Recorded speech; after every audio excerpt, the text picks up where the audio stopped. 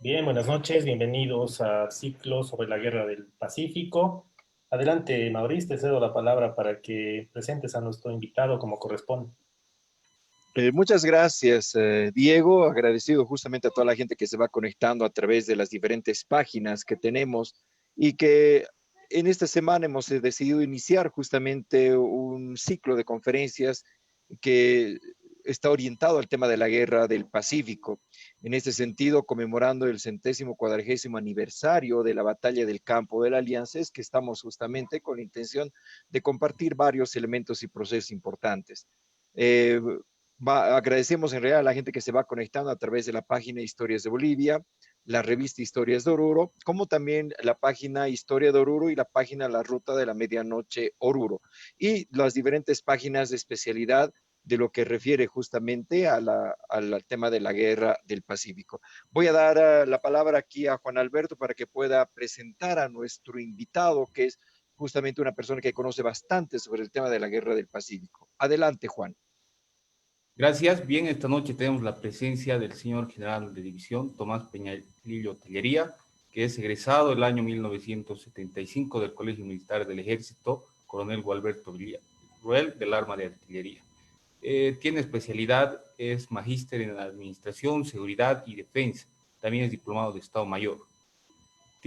Vamos a dar lectura a algunos de los cursos realizados en su carrera militar, en paracaidismo, en Fuerzas Especiales en Fortín Brac, es cóndor y satinador de las Fuerzas Especiales de Bolivia, tiene un curso antiaéreo y artillería de costa en la República de Brasil, cursó también el curso básico y avanzado en la Escuela de Aplicación de Armas y también en la Escuela de Comando y Estado Mayor, diplomado de Estado Mayor, y justamente también se especializó en esta área, en diplomado de Estado Mayor, en el Perú.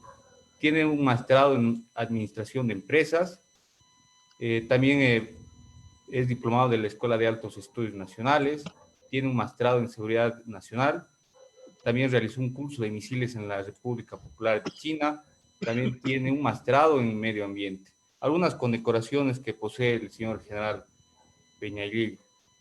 Prócer de la Libertad, general de división José Miguel Lanza, en los grados de oficial de la Orden, comendador de la Orden, gran oficial de la Orden. Condecoración Eduardo Baroa en los grados de oficial de la Orden, comendador de la Orden y gran oficial de la Orden. También posee la distinción o la condecoración mariscal Andrés de Santa Cruz en el grado de oficial de la Orden y comendador. Constancia militar en las categorías de tercera, segunda y primera categoría. También posee condecoraciones extranjeras, la medalla académica del Perú, al mérito militar de la República Popular de China, la medalla al mérito cultural de Bolivia y la medalla al mérito de la Junta Interamericana de Defensa de los Estados Unidos.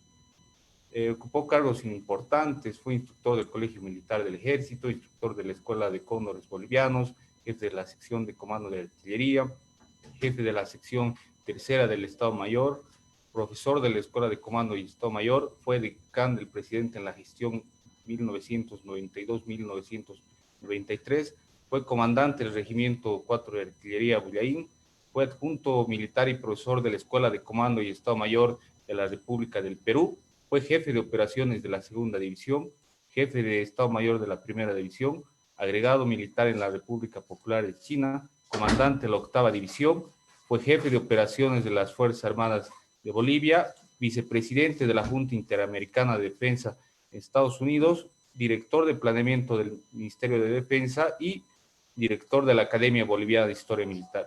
Mi general tiene la palabra. Gracias, Juan Alberto. Gracias, Mauricio. Gracias, Diego. Es un placer saludar a ustedes, jóvenes historiadores. Asimismo, mediante ustedes, saludar a todos los interesados en historia que están presentes. Me permito compartir la pantalla para iniciar la presente exposición. La exposición se llama Mitos y Realidades de la Guerra del Pacífico. Dentro del sumario, una pequeña introducción. Vamos a hablar del Tratado Secreto, la invasión chilena y la actitud peruana, la disposición del presidente Prado, mover el ejército boliviano, Vamos a hablar de la defensa de Pisagua, la revisión de las versiones aceptadas como hechos en las batallas decisivas de la Guerra del Pacífico, la leyenda negra de la tradición boliviana, las conclusiones y recomendaciones en un total aproximado, lógicamente, de 40 minutos. La Guerra del Pacífico fue un fenómeno bélico que causó enormes repercusiones sociales, políticas, económicas, militares, tanto en Bolivia como en Chile y en Perú, las cuales subsisten hasta el momento. También se forjaron medias verdades históricas cuyo origen fue la poca investigación, la aceptación de verdades extranjeras y la falta de publicaciones propias. Se han producido como 1.800 libros sobre la Guerra del Pacífico, de las cuales aproximadamente 900 corresponden a Chile, unas 700 a Perú, y a Bolivia no corresponde más de 120 a 125 de acuerdo a lo que he podido ver. En otras palabras, hemos escrito bastante poco acerca de una guerra que configuró en forma diferente nuestro futuro.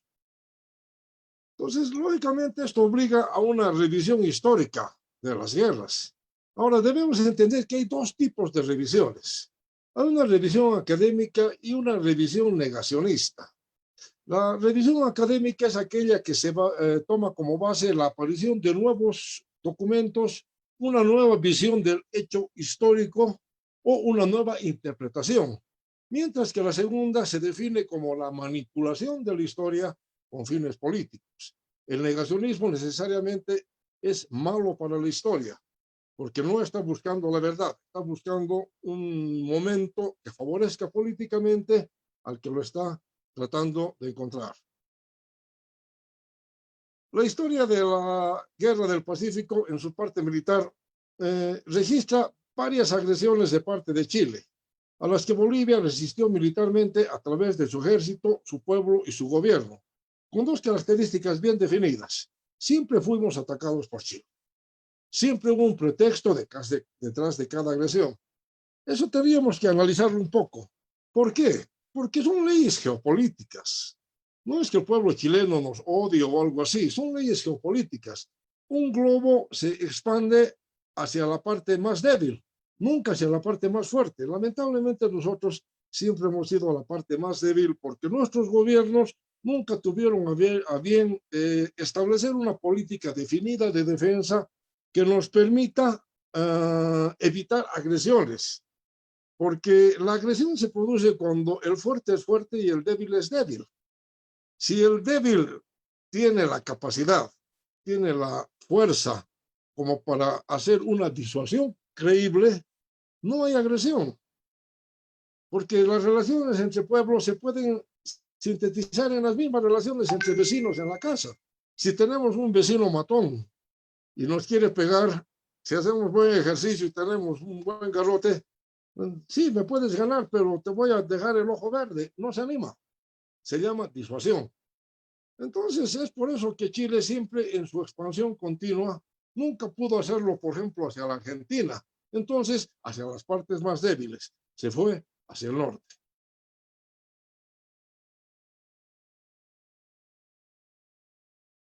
Tenemos entonces el primer mito aceptado por todos los bolivianos. Tuvimos una guerra con Chile y la perdimos.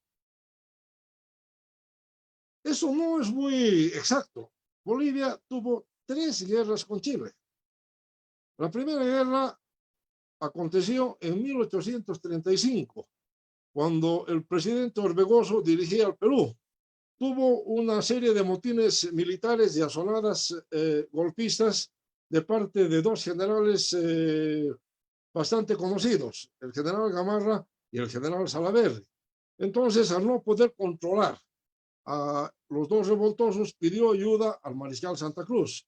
Con autorización del Ejecutivo peruano, el ejército boliviano atravesó la frontera y venció tanto a Salaverry como a Gamarra en las batallas de Yanacocha y Socabaya. Con esto se crea la Confederación Perú-Boliviana el 9 de mayo de 1837. Estaba conformada por el Estado norperuano, el Estado surperuano y el Estado de Bolivia.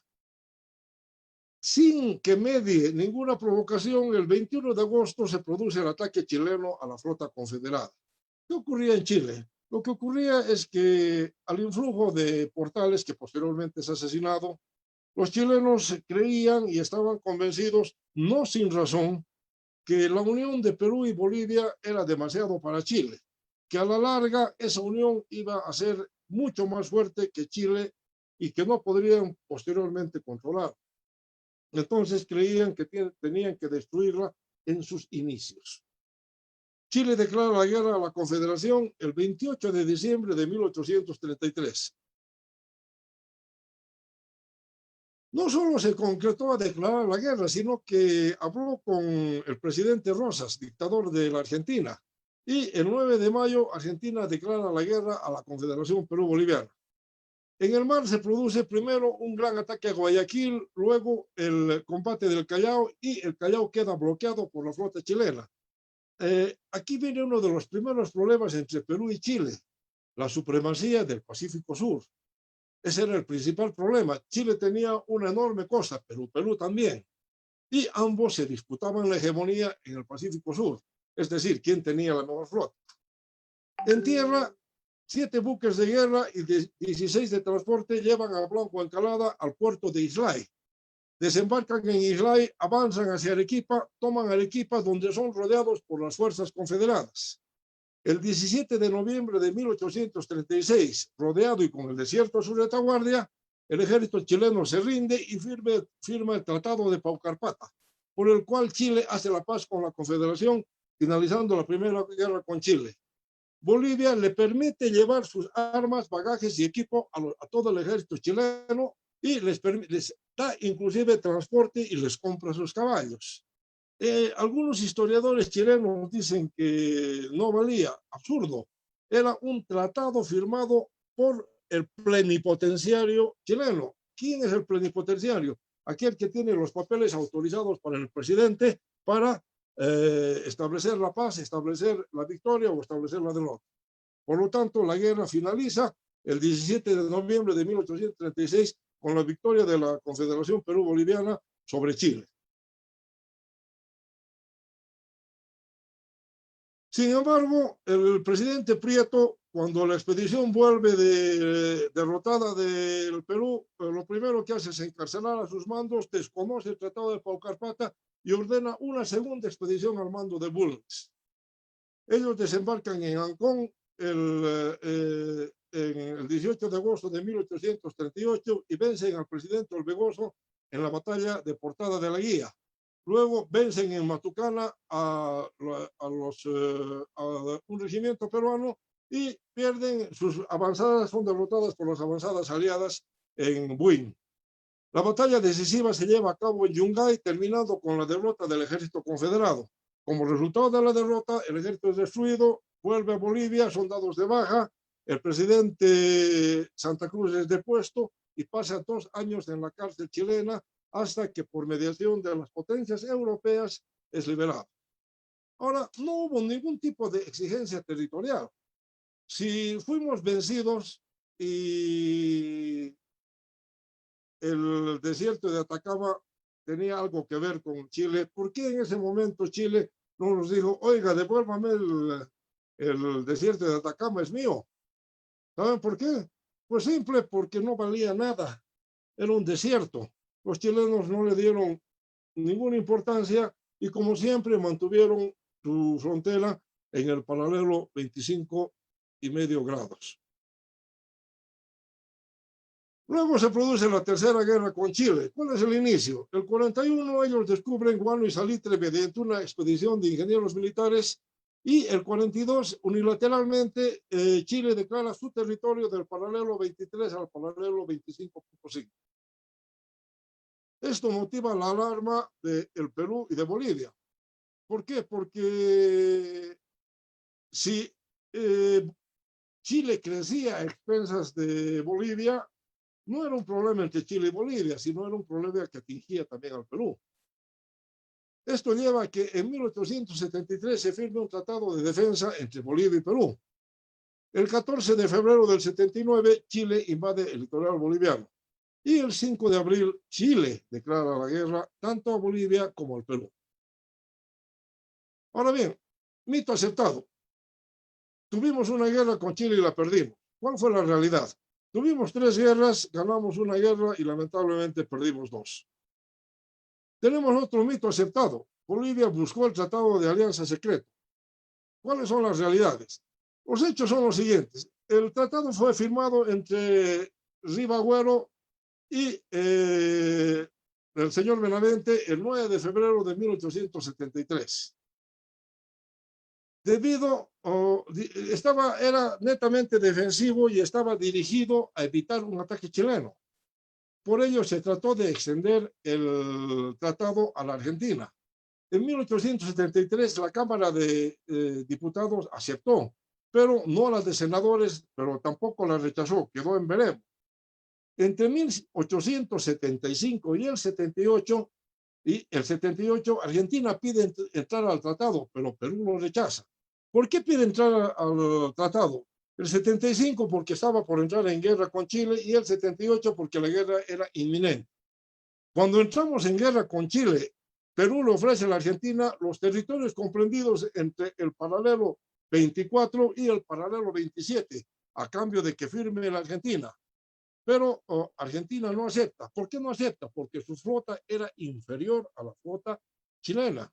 Los chilenos recibieron 2 acorazados, el Blanco Encalada y el Cochrane, los cuales eran demasiado poderosos tanto para el Perú como para la Argentina. Ahora, ¿por qué no acepta en realidad entrar al tratado o la Argentina? La Argentina no acepta entrar al tratado porque consideraba que Bolivia era muy débil militarmente. Por otro lado, entre Argentina y Bolivia existía el problema de Tarija, un problema no solucionado y que no permitía un arreglo directo con este país. Ahora bien, debido a esto, la Argentina le propone al Perú hacer un tratado de alianza entre Perú y Argentina, no tomando en cuenta Bolivia. Perú lo rechaza. ¿Por qué? Porque no tenía frontera con Chile. Si había guerra, tenía que defender la Patagonia, pero si había guerra en este lado, Argentina no tenía posibilidad de apoyar por ningún motivo al Perú. Entonces, el Perú con buen tino lo rechazó. Sin embargo, toda esta actividad demuestra que el interesado en firmar el tratado fue el Perú. ¿Estaba mal? No, tenía toda la razón. 2 débiles se unían para evitar que un fuerte los ataque. Y era un tratado netamente defensivo. Estaba establecido. Sin embargo, Chile ya el año 1873 ya se enteró del tratado y lo tenía como parte de sus archivos secretos, pero en ningún momento dijo nada porque no le convenía.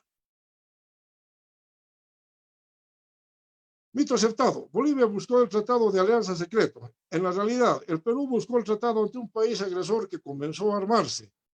No se olviden que venían en camino los 2 grandes acorazados. Lamentablemente no se tomaron otras medidas y eso llevó a la guerra. ¿Cuáles otras medidas? No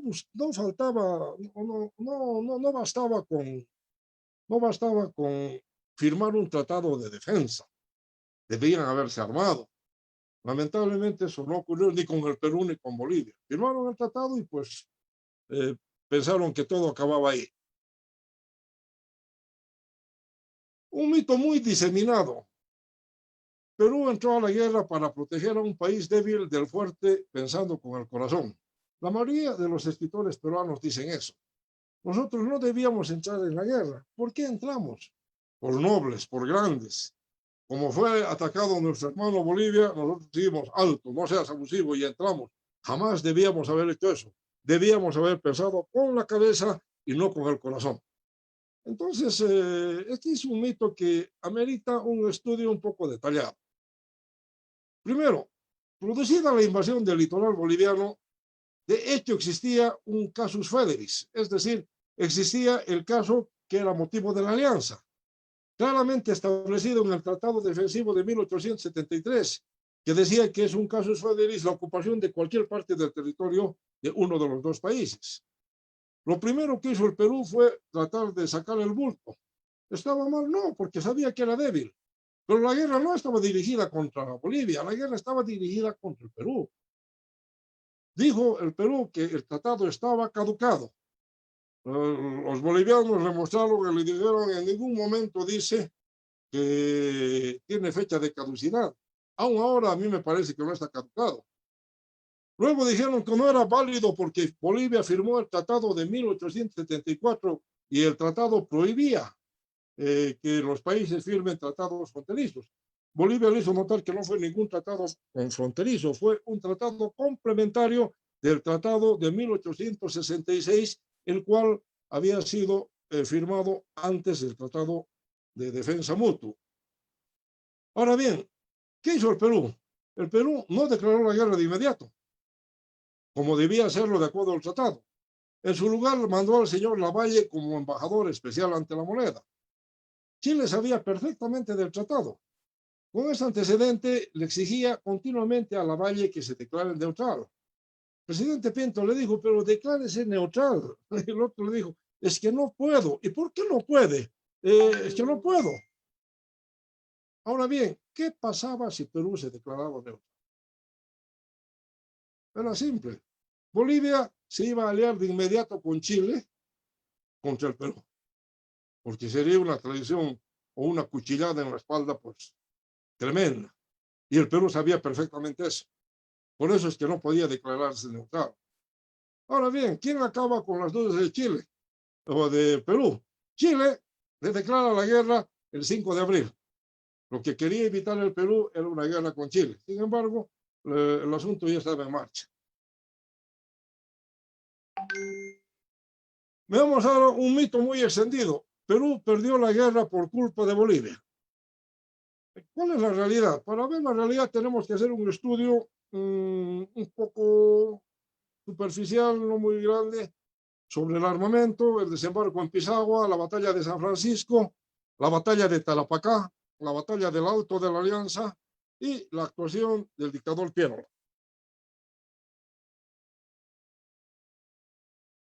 Vemos entonces, Chile, evidentemente Chile en el momento del inicio de la guerra tenía 2.000 hombres, pero ellos dicen que no estaban preparados, pero no es así. Ellos tenían todo lo que necesitaban, que tardaba meses en llegar. Y aquello que llegaba de inmediato lo importaban porque tenían una cosa de 5.000 kilómetros. Ya tenían los 18.000 Combline, compraron 22.000 Gras y 10.000 Beaumont. Es decir, tenían 40.000 fusiles, una artillería muy poderosa, 16 Club de 60, 97 de 75 y 78.5, 14 más antiguos Rajite, 6 Armstrong, 8 ametralladoras Gatling con 1.600 artilleros, en un total de 103 cañones modernos. La caballería tenía 1.800 jinetes con armas Winchester, Spencer y sables. Estaban muy bien organizados, 5.000 hombres por cada división, tenían 120 carretas por cada gran unidad, todas las armas eran del mismo calibre, en Santiago tenían una fábrica de munición, tenían latas de conserva, tenían 2 uniformes, un uniforme de fajina y un uniforme de combate o de asistencia, porque era el mismo, y tenían 600 mulos disponibles, y más o menos entre 2.000 a 3.000 caballos para su remonte. Es decir, estaban muy bien preparados, no se puede negar. Pero eso también dice mucho de la calidad de sus gobernantes y de la fuerza y pureza con que su gente compró lo necesario. Su marina tenía 2 acorazados gemelos, como les dije anteriormente, el Cochrane y el Blanco Encalada, 4 corbetas, la Esmeralda, la Aptao, la O'Higgins y la Chacabuco, una cañonera, la Magallanes, una goleta, la Covadonga, que fue capturada a los españoles, 10 torpederas y 11 transportes artillados. El Perú tenía una diversidad de armas y eso tiene que ser explicado. El Perú compró una gran cantidad de armas para la guerra con España en 1866, pero no compró nada más. Tenía 6.000 chasepots, 15.000 Castañón, que son chasepots reformados. El problema que tenían estos fusiles es que su vaina era de papel. Entonces, cuando disparaban 10 o 20 tiros, los restos del papel hacían que se trabe el arma. Tenían 3.000 Combline, 2.000 Gras, es decir, 31.000 fusiles de 12 marcas diferentes y 4 calibres. En artillería tenían 36 cañones Grieve, que eran copia de los cañones Krupp bolivianos, 26 Blackley antiguos de avancarga, estriados sí, pero que se cargaban por adelante, 6 Krupp de 75.8 bolivianos. Eso el ejército boliviano le entregó al ejército peruano. Tenían 600 artilleros, es decir, 58 cañones, de los cuales 6 eran modernos. 38.000 soldados en campaña. Su caballería tenía 800 jinetes con fusiles Winchester, sables y revólveres. Tenían 1.800 hombres por división, 10 carretas por división, 4 calibres diferentes en sus armas y un uniforme de bayeta o lona, con un total de 100 mulos por cada división. Su armada. La armada peruana o la Marina de Guerra peruana tenía 2 acorazados, el Huáscar y el Independencia, que eran obsoletos en relación al Blanco Encalada y el Cochrane. 3 corbetas, de las cuales una era blindada. La Unión, la Pilcomayo y la América. Lamentablemente la América, en un tsunami que hubo en el 78 en Arica, fue destruida. Una cañonera, la Arnao, un submarino, el Toro, que no hizo ningún daño. 2 monitores. La historia de los monitores es interesante. Fueron comprados con sobreprecio, a un precio carísimo, a la Confederación Sureña Americana. Y en realidad eran acorazados de río, no eran acorazados de mar. Lógicamente, nunca funcionaron correctamente y solamente sirvieron de batería flotante. Tenían 8 torpederas y 5 transportes artillados. El transporte Limeña, el Chalaco, el Talismán, el Oroya y el Rima. El Pilcomayo se llamaba así por error. Los peruanos compraron la corbeta de Inglaterra y el pintor se equivocó. En vez de poner el nombre de Putumayo que lo ordenaron, puso, que es un río peruano, puso el nombre de Pilcomayo, con el cual pasó a la historia y con la cual luchó y murió en la Guerra del Pacífico. El ejército boliviano tenía 8.000 fusiles Remington y 5.000 Mauser modelo 72, 6 cañones Krupp de 60 milímetros, 2 Blackley, 2 ametralladoras Gatling, 2 Garner con 260 artilleros, 600 jinetes con carabinas Winchester y sus caballos respectivos, 15.000 soldados de infantería en campaña, agrupados en las unidades 1 y 2 que eran de línea y a partir del 3 hacia adelante eran de conscriptos. Se agrupaban en 2.000 hombres por división con 8 carretas, todas las armas eran de un solo calibre, 11 milímetros, uniformes de bayeta y 40 mulos. Como pueden ver, era un ejército pequeño, pero correctamente armado para los cánones del momento. Ahora, hablemos sobre el armamento. El Perú se armó con una gran cantidad de barcos y armamento para la guerra en España o contra España en 1866. Casi 15 años después, su armamento era obsoleto. Los barcos ya no se podían comparar con los chilenos. Durante la guerra, Perú compró muy poco material para renovar su armamento obsoleto, casi nada, mientras que Chile estaba completamente preparado. Ahora bien, Bolivia tenía un armamento terrestre al completo, uniforme y moderno, pero era muy pequeño.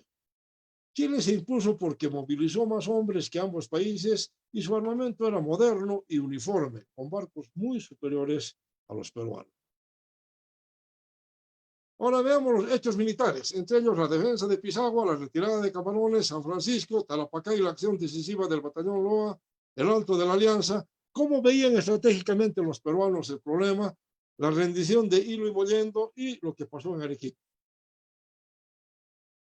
El dispositivo del ejército boliviano. Inmediatamente después del inicio de la guerra, el 18 de abril, llega a Tacna el ejército boliviano fuerte de 4 divisiones. Posteriormente llega una nueva división y se establece, se divide en 2. Una parte en Tacna, que estaba compuesta por la división 2 al mando del general Arguedas, la división 4 al mando del general Alcoreza, la legión boliviana al mando del Heliodoro Camacho con 400 hombres, y el regimiento de artillería Santa Cruz con 200 hombres, con un total de 3.640 soldados al mando de Hilarión Daza, que se queda en Tacna, mientras el resto del ejército se traslada al sur para defender la región de Tarapacá.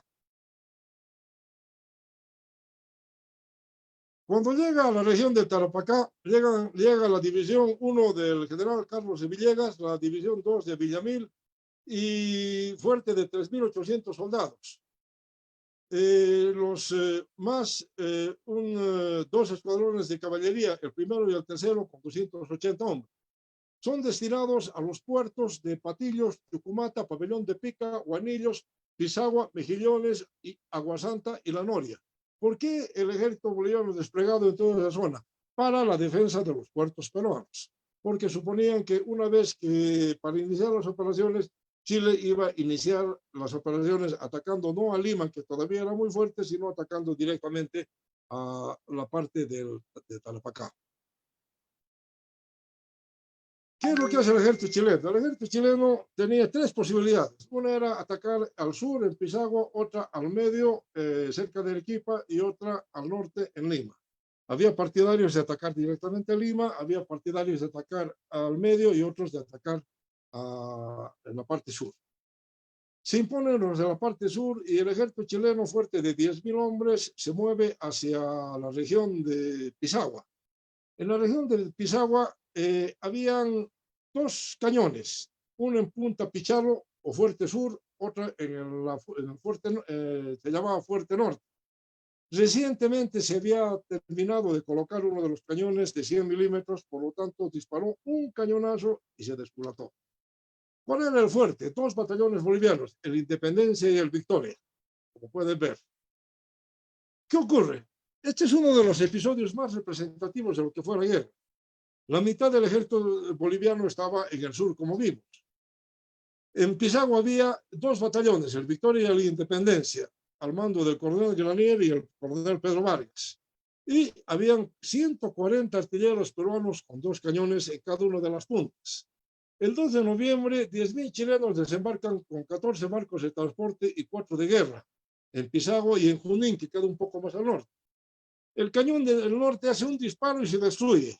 El del sur hace varios disparos y es silenciado. Durante 10 horas, de 5 a 15:00, 900 soldados bolivianos resisten el desembarco. Desde sus posiciones en el cerro e incluso desde la playa misma. 4 veces son retrasados los chilenos. A las 11, las granadas de los acorazados y barcos de guerra chilenos incendian el salitre depositado, impidiendo a los defensores combatir y cegándolos. Sin embargo, siguen combatiendo y siguen hasta las 15:00. Con grandes bajas, se ordena la retirada y las tropas se retiran a Hospicio. ¿Quién estaba presente? El general Buendía. También al mando de los peruanos estaba el teniente coronel Recabarren, Isaac Recabarren. Y de los bolivianos, el más antiguo, que era el teniente coronel Pedro Vargas y el general Carlos Villegas. ¿Por qué les mostramos esto? Para que vean cómo se combatió en Pisagua, el valor de los soldados bolivianos. Fíjense lo que pasa. Este es el parte que hace la corbeta O'Higgins. Dice, me acerqué a 1.400 metros del fuerte y en el curso del tiroteo llegué a encontrarme a 900 metros de tierra. Con sus cañones de 115 milímetros, la fragata disparó 85 granadas comunes y 16 dobles, 71 comunes de 70 y 8 con los de 40, o sea, un total de 180 tiros. Las bajas que tuvo en su tripulación son las siguientes: muertos, aspirante Don Miguel y Sasa, guardián segundo Martín Morales, marinero Manuel Cáceres, idem Juan Barruela, marinero segundo José Palma, idem Alfredo Lonque, heridos, y su relación, incluso Joaquín Constancio, una bala le atravesó la quijada, Marcos González, una bala en el pulmón derecho. ¿Qué significa exactamente eso? Soldados de infantería defendiendo una playa, disparando contra acorazados, hiriendo y matando a tripulantes.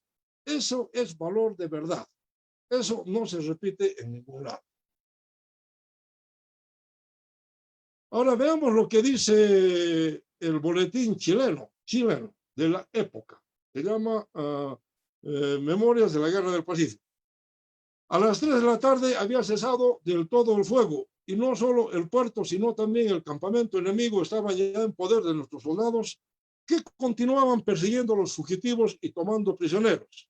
La falda en que se batió el Atacama estaba cubierta de cadáveres de soldados bolivianos, siendo de notar el escaso número de heridos hecho por nuestras balas.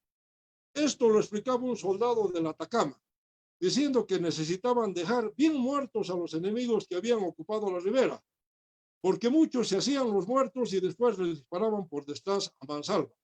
Sin duda, por eso el número de heridos bolivianos y peruanos no pasa de 30, mientras que se han contado más de 350 cadáveres. Eso es valor de verdad.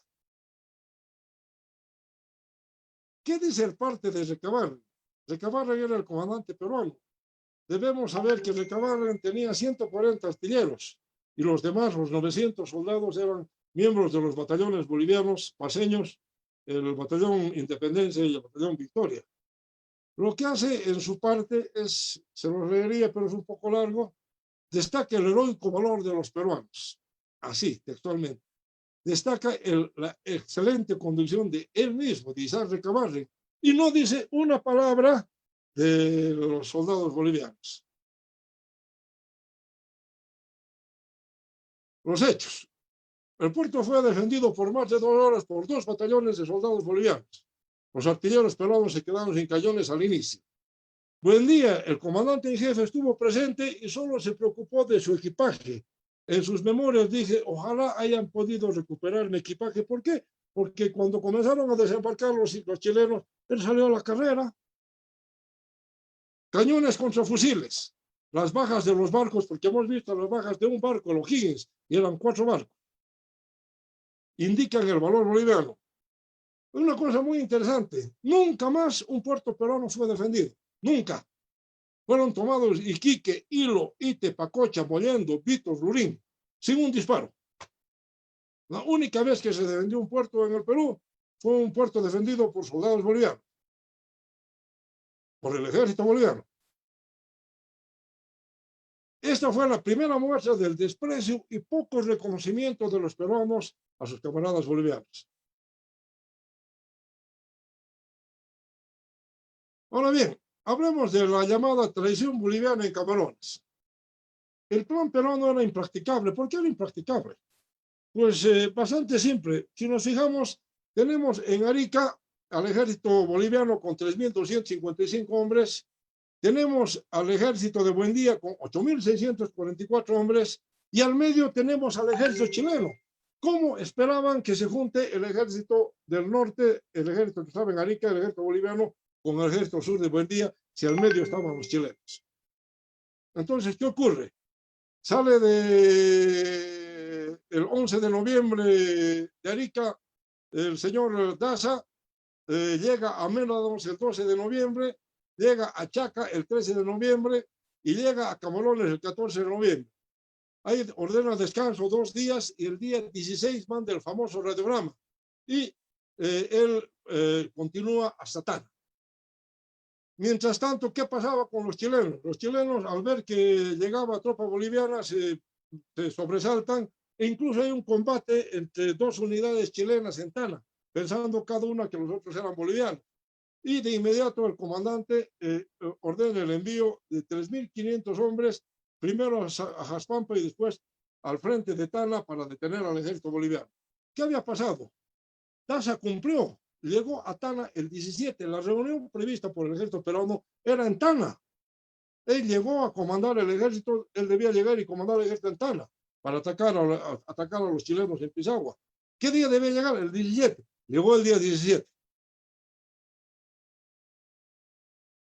Ahora bien, ¿qué pasaba con los peruanos? Los peruanos en realidad no querían que Daza tome el mando del ejército, no querían una victoria en manos de un boliviano. Ahora bien, la retirada fue exclusivamente obra de Daza. ¿Por qué Daza se retira? Daza no era ningún cobarde, pero sí era un gran irresponsable. Daza pensaba que iba a dar el golpe de Estado y por eso no quería emplear a sus mejores tropas, sino guardarlas para el caso de que haya un golpe de Estado y poner en orden Bolivia. Ese fue el problema verdadero. Él nunca pensó en unir a sus tropas, no quería perderlas. Y esto se sabe perfectamente, los soldados le dicen, pero Tata le dicen, continuemos, no le dice, no podemos continuar. ¿Pero por qué le dice? Si morimos no importa, continuaremos, tenemos que vengar a los camaradas en Pisagua. Y ahí él se inventa y les dice, señores, los chilenos han desembarcado cerca de Arica. ¡Ay! Todo el mundo se va. Es la verdad de lo que ha ocurrido. Los soldados querían continuar y luchar.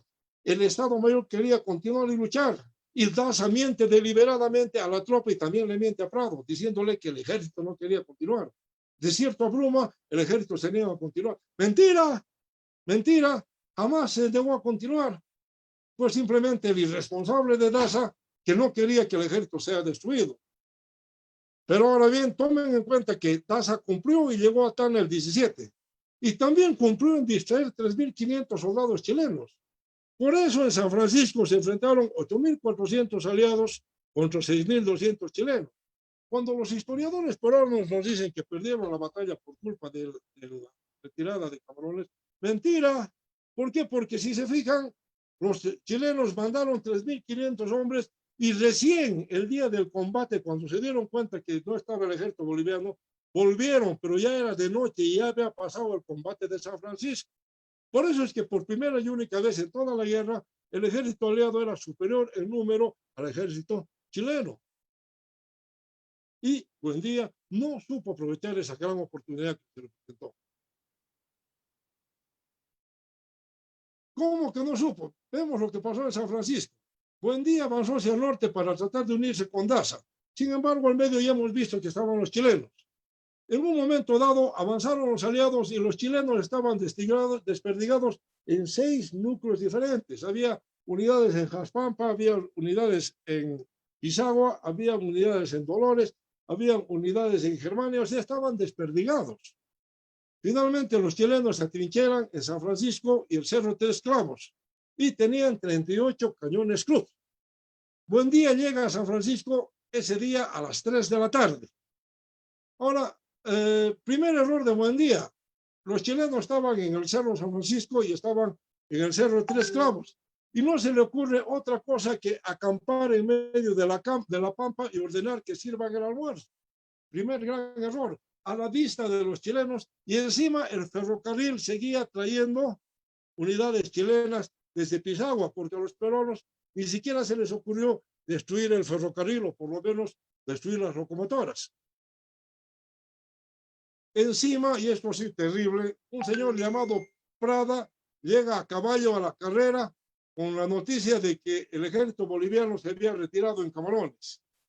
Ahora bien, el general Buendía y el coronel Belisario Suárez, enemigo mortal de los bolivianos, en vez de callarse, comienzan a gritar a grandes voces: los bolivianos nos han traicionado, como si la tropa que estuviera lealmente ahí tuviese la culpa de que Daza se ha retirado. Eso produjo de inmediato que los bolivianos comiencen a molestarse en serio contra los peruanos.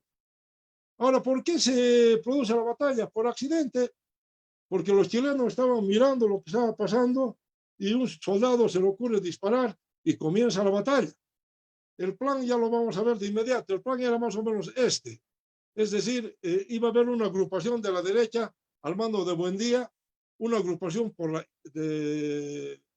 al mando de Suárez por la izquierda, es decir, la agrupación oeste y la agrupación este. Iba a haber la reserva al mando del coronel Cáceres y la idea era que Buendía atacaba por la derecha al día siguiente para conquistar Dolores y Suárez atacaba por la izquierda para tomar el cerro. Esa era la idea original. Sin embargo, la batalla, una vez que se precipita, la artillería chilena destrozó a cañonazo limpio a los aliados, produciendo un desbande. ¿Por qué? Porque los bolivianos y peruanos no habían comprendido todavía que la guerra había cambiado. En la llegada del fusil de repetición, es decir, del fusil que podía disparar tiro por tiro sin necesidad de cargar y era de retrocarga, la llegada del cañón Krupp, que podía disparar en tiro directo con toda precisión y con granadas que ya no eran bolas, sino granadas que reventaban, todo eso hacía que la guerra en realidad había cambiado. Entonces, como pueden ver aquí, Suárez avanza por la izquierda, pero lo detienen a cañonazo limpio. Los únicos que atacan son la división de Villamil y la división de Villegas. Y dentro de ellos, solamente los regimientos batallones Illimani, Talencia, Olañeta y de los peruanos el Puno, el Ayacucho y el Lima. A la derecha, Buendía también se desperdiga, es cañoneado y comienza a irse, la gente comienza a salir de sus lugares de combate y marchar hacia el sur o hacia el este. Entonces, en un momento dado, la división de Villegas llega a tomar los cañones del Mayor Salvo. ¿Cómo los toma? Los toma por asalto. Ya no pueden más los artilleros y ya destruyen sus obturadores y se retiran. Sin embargo, el refuerzo del Atacama logra frenar el ataque de los aliados y en todo lado, al ver que se estaban yendo sin combatir, porque el coronel Cáceres no dispara un tiro y se va, la caballería peruana no dispara un tiro y se va, entonces hay una dispersión completa debido a la falta de capacidad de mando de estos caballeros. Los cañones que estaban al mando de Castañón y las unidades de Úceres, los Úceres de Junín, no disparan un tiro y se retiran. Los cañones los clavan y los dejan tirados. Es decir, así lo que llamaríamos una dispersión absoluta por falta de un liderazgo adecuado y por la incapacidad manifiesta del general Buendía.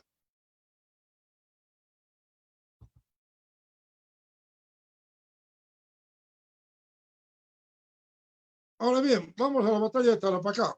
Terminada la dispersión de San Francisco, los chilenos pensaban de que la batalla se iba a dar al día siguiente, seguían recibiendo refuerzos y seguían haciendo obstáculos para defenderse del ataque que seguramente iba a ser a las 5 de la mañana. Al día siguiente se sorprenden porque no había nadie. Ahora bien, las unidades bolivianas se dirigieron hacia Bolivia, es evidente. ¿Por qué? Porque no creían ya en los peruanos. Porque cuando había que repartir comida, los peruanos siempre a la cola. Si había que repartir agua, siempre a la cola. Porque el coronel Belisario Suárez era un hombre que odiaba a Bolivia. Yo me imagino que tuvo algún problema su padre o algo durante las guerras de la Constitución. Ahora bien, el ejército peruano se retiró hacia Arica, pero no podía ir por el camino de la costa, por lo tanto se fue por el camino de la sierra, que iba por Tarapacá. Cerca de Tarapacá llegó la división Rías. La división Ríos, la mitad era bolivianos.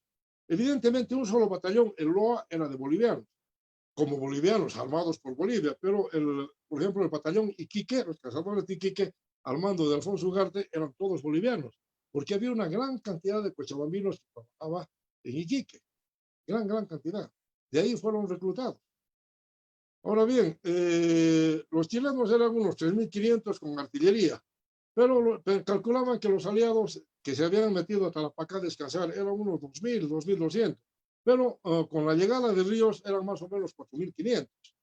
El ataque chileno se hizo en 3 columnas, una por el norte, una por el sur y una por el oeste.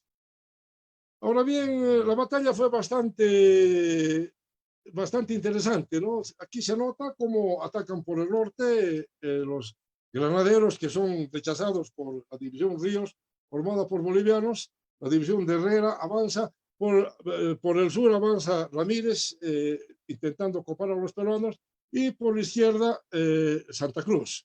Los cañones se colocan en la parte norte porque es una especie de cañadón en Tarapacá que está abajo. El ataque es detenido y se produce una gran victoria de parte de los aliados que pueden parar y después destruir a las unidades, obligándolas a retirarse, capturan cañones, capturan armamento y se produce una verdadera, la primera victoria aliada de la guerra del Pacífico. ¿Qué es lo que está mal en esa parte? Si se fijan, jamás el Perú ha dicho que la victoria ha sido una victoria del ejército aliado contra Chile. Siempre ha dicho que ha sido una victoria peruana. Si ustedes se fijan en Wikipedia y se fijan en cualquier libro peruano, jamás ellos han reconocido que el batallón Loa era un batallón armado y equipado por bolivianos al mando del coronel González Flor, fue el que detuvo a la caballería chilena en el comienzo del ataque y posteriormente no se retira, sino que baja y coadyuva junto con Bolognesi a atacar y destruir al regimiento de infantería 2 de los chilenos al mando de Eleuterio Ramírez. Como pueden ver, esto es una parte sumamente injusta y no la cambian los peruanos. Según ellos, pues solo fue el ejército peruano que venció acá. Y eso es una mentira. Luego hablemos de la campaña de Tacna y Arica. Este fue el peor error de la guerra. Por eso les pido que presten un poco de atención. Una vez que se produce la caída, la pérdida de Tarapacá, el ejército peruano se retira a Arica y el ejército boliviano también con los que tenía, las tropas que tenía allá en Arica, comienzan a entrenarse, a ponerse de acuerdo, hasta mientras se produce el cambio de gobierno. Por un lado entra el dictador Pierola, que era un golpista famoso. ¿Por qué lo sacan a Daza? Daza decidió volver a Bolivia después de cuando ya las tropas estaban en Tacna, y le comunica a Montero que iban a volver a Bolivia. Así simplemente le dice, no, desde allá vamos a atacar a los chilenos. Y los oficiales bolivianos, al darse cuenta que eso sí sería una traición, organizan un golpe de Estado y deciden fusilarlo. No lo fusilan porque el almirante Montero lo alerta en Arica y le dice que no vuelva porque las tropas bolivianas se habían seleccionado y querían ejecutarlo. Esa es la verdad de lo que pasa. Entonces, la situación estratégica es la siguiente. En Lima habían 11.000 hombres del ejército peruano. En Tacna habían 11.000 hombres del ejército del sur. En Arequipa había 3.000 hombres al mando de Leiva, de un coronel Leiva. Y en Arica habían 2.000 hombres al mando de Bolognesi. Ahora bien, el ejército chileno tenía 20.000 hombres en el norte, concentrados en Iquique, y otros 18.000 en reserva en Santiago, unos para la defensa de las tierras del sur contra los salvajes y otros en proceso de formación para continuar la guerra. Tenían dos posibilidades. Una era desembarcar entre Lima y Tacna, y otra desembarcar en Lima. Por eso es que evidentemente los peruanos, con mucha razón, tenían concentrados 11.000 hombres en Lima. Pero una vez que se produce el desembarco, los peruanos y los chilenos desembarcan sin ninguna oposición en 3 puertos, en Hilo, en Ite y en Pacocha. Y de ahí comienzan a avanzar hacia el sur para atacar a Tacna.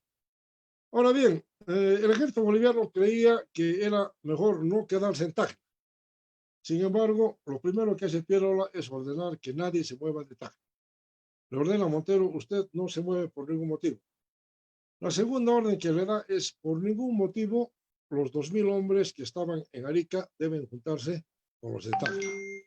Eso era una estupidez, sinceramente. Hasta un lego, me imagino, se da cuenta que si había un ferrocarril y había una pequeña distancia, estaban en media hora, podían estar en tren en los defensores de Arica y juntarse con los defensores de Tacna.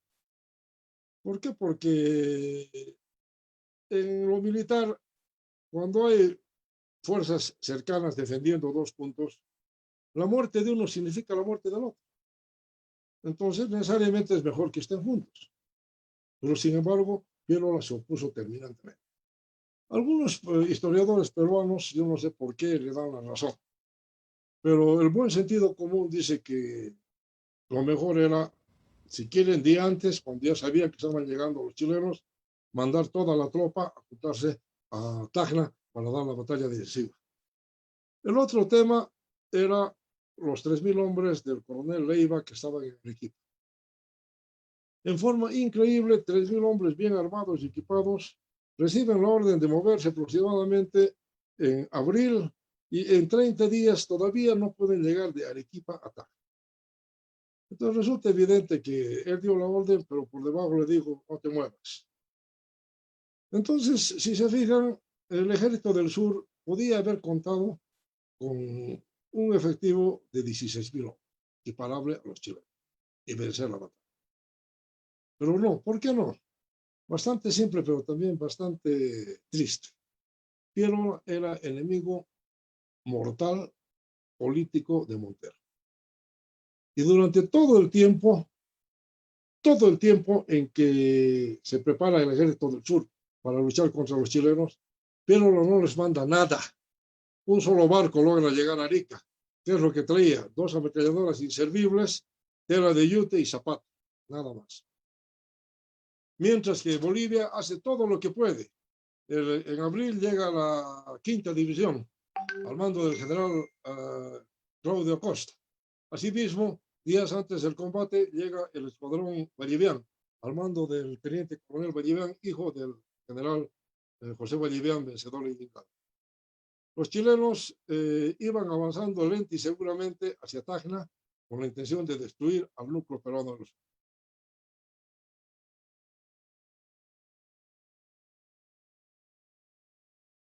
Ahora bien, en Tacna, por primera vez, los peruanos se dan cuenta que el maltrato a los bolivianos era solo en beneficio de los chilenos. Por primera vez se comienzan a juntar, comienzan a hacer camaradería y se consolidan en la defensa del terruño peruano.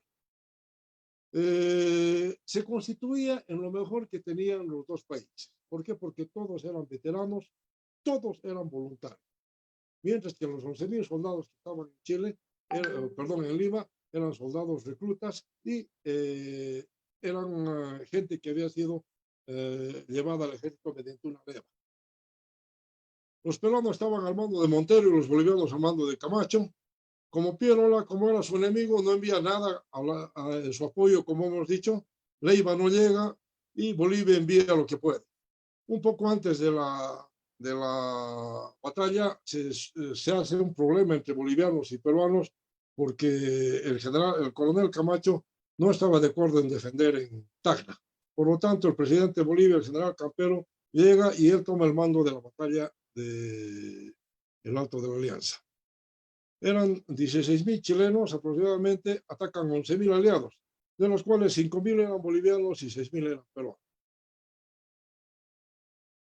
Ahora bien, en plena batalla, la agrupación colorada atacó, detuvo la marea chilena, la hizo retroceder, la persiguió, derrotó a su caballería y llegó hasta los cañones chilenos, siendo aniquilada por el número y por la falta de apoyo de otras unidades, hazaña que ni los chilenos dejan de admirar. La agrupación colorada no era solamente el regimiento colorado, la agrupación colorada era el regimiento colorados de paseños y el batallón Aroma de cochabambinos. Asimismo, una sección de zapadores orureños y 2 cañones club de los artilleros bolivianos. Ahora bien, ¿qué significó exactamente la derrota del Ejército del Sur? Fue la pérdida de la guerra para los dos países, así de simple. Pierola no le dio nada porque él pensaba que podía vencer en Lima. ¿Qué tenía en Lima? Reclutas, gente que no tenía capacidad para un combate real. Lo mejor de los dos ejércitos estaba en Tacna. Una vez que terminó la batalla, las tropas bolivianas se fueron a La Paz para preparar su defensa y los peruanos a Lima. Los peruanos nos acusan de haber abandonado la alianza en ese momento. No hemos abandonado la alianza. Lógicamente, cada país se dirigió a su capital. ¿Por qué? Porque ahora sabemos que los chilenos iban hacia Lima. Y en ese momento, ¿quién sabía si iban a La Paz o a Lima? Absolutamente nadie. Absolutamente nadie. Y lamentablemente, como ya se había previsto y lo predijo Camacho, la caída de Tacna fue la caída inmediata de Arica. Aquí tenemos el movimiento de la agrupación colorada, que es el que logra llegar hasta los cañones chilenos, pero que lamentablemente no fue correctamente secundada, pero fue la única que dio la impresión de victoria y que sí pudo haber ganado la batalla para los defensores. Vamos al siguiente mito. Bolivia se retiró de la guerra después del Alto de la Alianza. Después de la batalla, no había capacidad económica para mantener un ejército. Bolivia compró material bélico. Le compraron 28 cañones club de campaña de 76.5 milímetros y 5.000 fusiles Mauser modelo 1872. Sin embargo, Bolivia mantuvo 10.000 hombres en pie de guerra durante 3 meses, pero de ahí tuvo que licenciarlos porque no tenía capacidad económica para mantener sino a 3.500 hombres. Pero hizo una cosa que los historiadores peruanos se están olvidando. Apoyó al Ejército del Sur al mando de Montero. Le entregó 8.000 fusiles y le entregó 6 cañones club de muy buena calidad. Cuando los chilenos llegaron a Arequipa el 25 de octubre de 1883 con 6.000 hombres, los arequipeños, para comenzar, el ejército se replegó de las lomas de Huasacachi hacia Arequipa y decidieron luchar en medio de la ciudad. Pero los arequipeños se negaron a luchar, se negaron a permitir que se destruya su ciudad. ¿Qué hicieron entonces? Entregaron la ciudad con todo el material bélico que Bolivia les entregó el 29 de octubre. Con esto la guerra lamentablemente llegó a su fin.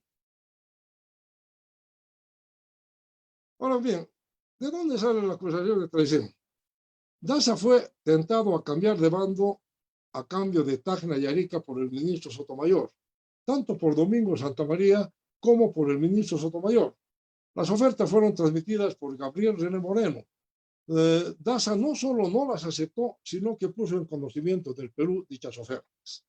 Bolivia demostró una lealtad absoluta a su aliado, mientras que el Perú trató muy mal a sus soldados.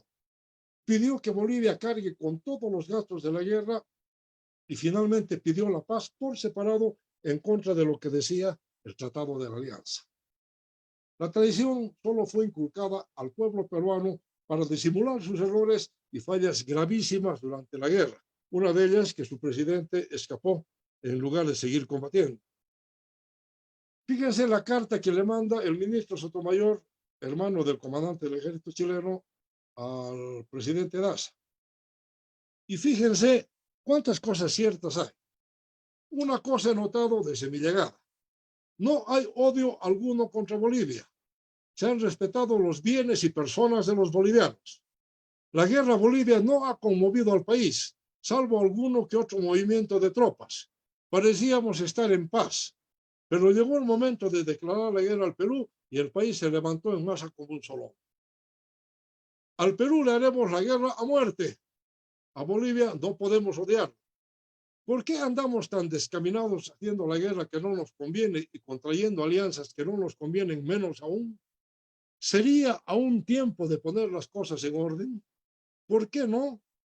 Ahora o nunca debe pensar Bolivia en conquistar su rango de nación, su verdadera independencia que, por cierto, no está en Antofagasta, sino en Arica. Después de esta guerra ya será tarde. Chile vencedor no lo consentirá. A menos de tener a Bolivia de su parte, el Perú vencedor le impondrá la ley a Bolivia su aliada y a Chile su enemigo. Y un Chile debilitado no podrá ayudar a Bolivia, aunque éste se lo pidiese. El hombre que dé a Bolivia su independencia del Perú será más grande que Bolívar y Sucre, porque aquellos solo le dieron un simulacro de libertad y este le daría real y verdadera. ¿Estaba reservada a usted tan colosal empresa? Es lo que le pregunta Sotomayor Daza, y Daza no acepta. De repente, si pensábamos con la cabeza, aceptaba, pero hubiéramos sido unos traidores. Y los bolivianos no somos traidores. Somos gente noble, con un gran ejército, con una gran calidad de su gente en combate. Epílogo. En toda guerra, ninguna unidad boliviana se rindió sin combatir. No hay ningún ejemplo. De hecho, algunas, como el regimiento Bolívar en Germania, fueron completamente aniquiladas. En todas las batallas, los bolivianos destacaron por su valor y tenacidad, aún en las situaciones más adversas. ¿Cuáles fueron las causas de la derrota militar? A mi modo de ver, a la derecha tenemos a los principales, a nuestro amigo Pierola y a nuestro amigo Buendía. La superioridad militar de Chile, porque tiene superioridad militar no solamente en armamento. Es falso que Inglaterra los haya armado, no ha sido así. Los bancos ingleses les dieron el dinero para comprar lo que necesitaban, pero compraron muy buenas cosas, equiparon muy bien, se organizaron muy bien. Ahora bien, ellos comprendieron que la guerra había cambiado. Después de la guerra entre Prusia y Dinamarca, surge por primera vez el fusil Trace, que ya no era de avancarga, sino que era de tiro, de un tiro continuo. Surge el cañón Krupp, de tiro rápido, capaz de disparar granadas que giraban y llegaban en forma precisa. Ahora bien, el armamento peruano ya era completamente obsoleto. Había una notoria superioridad de la flota chilena sobre la peruana. La absoluta incapacidad de Buendía. La mitad de la campaña se la debemos a Buendía, que era un caballero, pero era un inútil. La incapacidad de Bolivia y Perú para ver que la guerra había cambiado definitivamente y nunca iba a volver a ser la misma. Y lógicamente la incapacidad de Piérola para identificar la batalla decisiva. Si Piérola se daba cuenta que la batalla decisiva era al sur y le mandaba a los 11.000 hombres, los países aliados hubieran ganado la guerra. Y encima el encono particular contra Montero. Le tenía un odio enfermizo por cuestiones políticas. Ahora bien, cuando fue aniquilado el ejército del sur, lo mejor de los dos ejércitos, el boliviano y el peruano, todas las demás batallas ya estaban definidas. En Chile, en Lima, todavía pudieron levantar un gran ejército de 25.000 hombres, reclutas, forzados. El único ejército que sirve, el que vale, es el ejército de voluntarios y el ejército de gente instruida. Es el ejército boliviano en el Alto de la Alianza. Conclusiones. La guerra del Pacífico fue, con mucho, la más traumática de las guerras sufridas por Bolivia en sus años de existencia.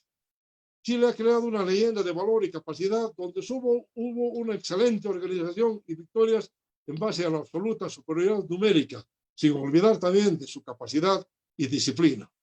El Perú ha creado una leyenda de valor en la que la derrota fue la culpa de Bolivia, mientras que Bolivia escribió muy poco y siempre olvidó a aquellos héroes que murieron por defender.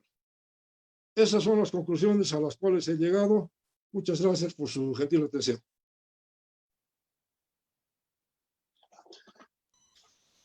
General, realmente impresionante el detalle en el cual nos ha ilustrado en realidad de otra manera el tema de la, de la guerra del Pacífico, tal vez aclarando muchos mitos, muchas situaciones que de repente no estábamos entendiendo desde otro punto de vista. Y realmente es algo muy importante. Yo también tengo varias preguntas, general, aprovechando antes de entrar al tema de los comentarios.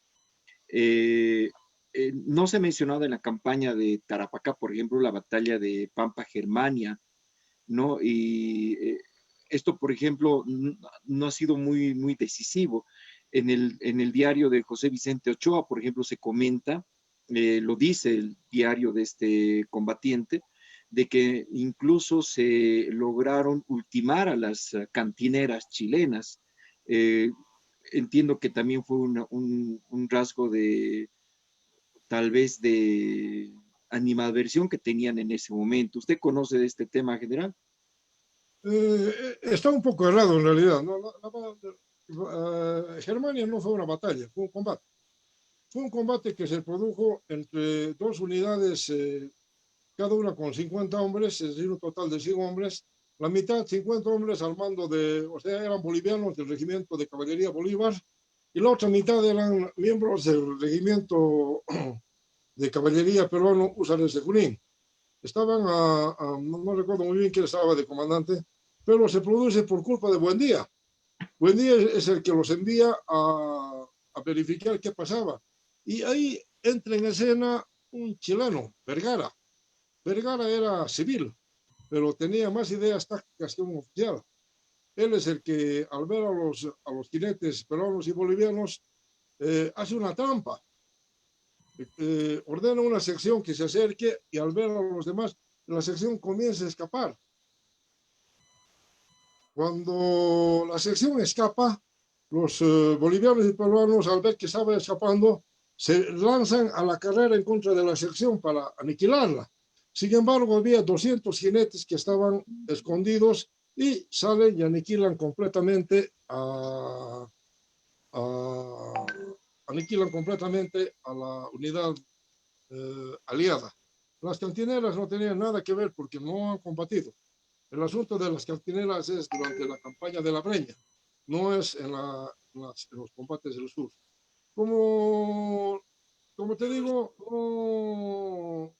como fue un combate, no se toma muy en cuenta porque estamos hablando de las batallas trascendentales durante la primera y segunda parte y tercera parte de la campaña del Pacífico. Entonces, general, tampoco entra en esta categoría la consideración de canchas blancas.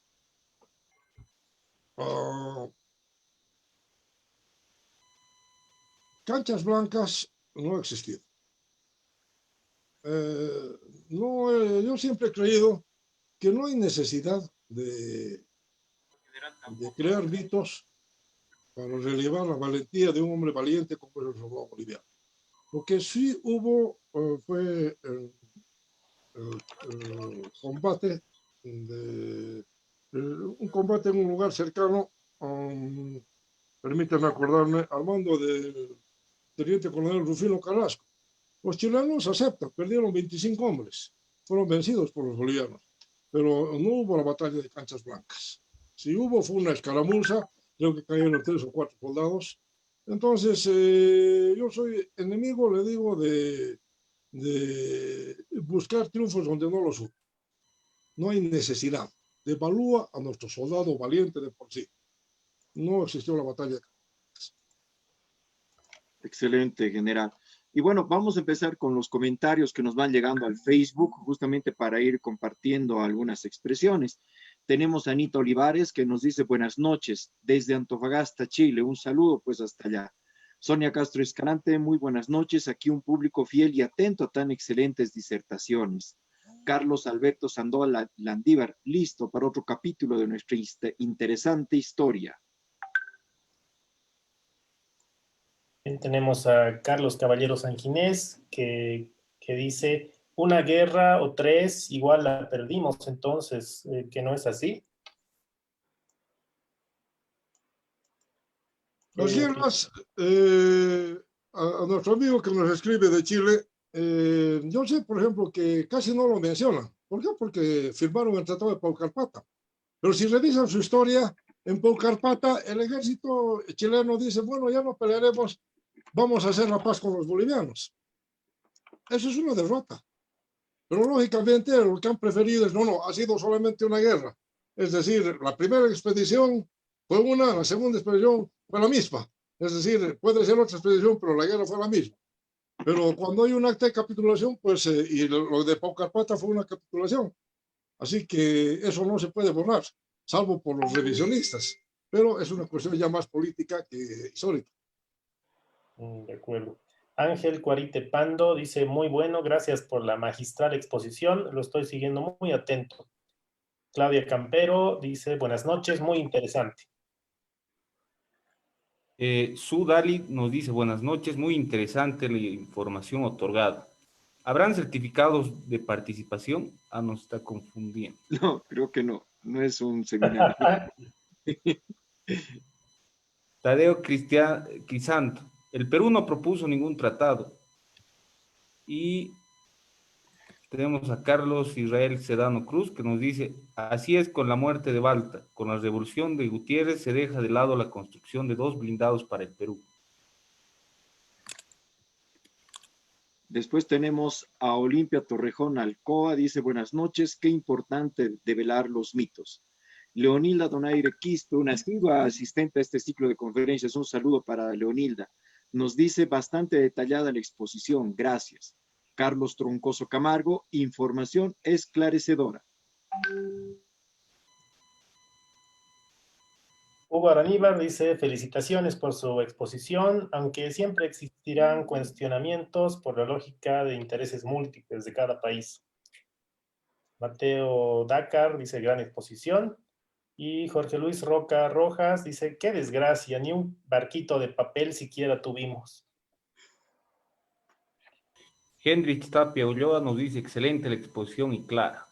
Ramiro Molina Lanes nos dice, muy ilustrativo. Y Johnny Vargas III nos dice, buenas noches. Nuestro reconocimiento al general Peñailillo por tan brillante presentación. Todo un privilegio escuchar su presentación. Johnny Vargas III dice una pregunta al general. ¿Cuál debió ser el plan estratégico de nuestro ejército para afrontar con el éxito la campaña del Pacífico? Yo sinceramente creo que el mejor plan estratégico que se tuvo fue el que se hizo. Es decir, mucha gente considera que el plan verdadero debía ser quedarse en Bolivia y esperar aquí mediante guerrillas y mediante el ejército vencer a los chilenos.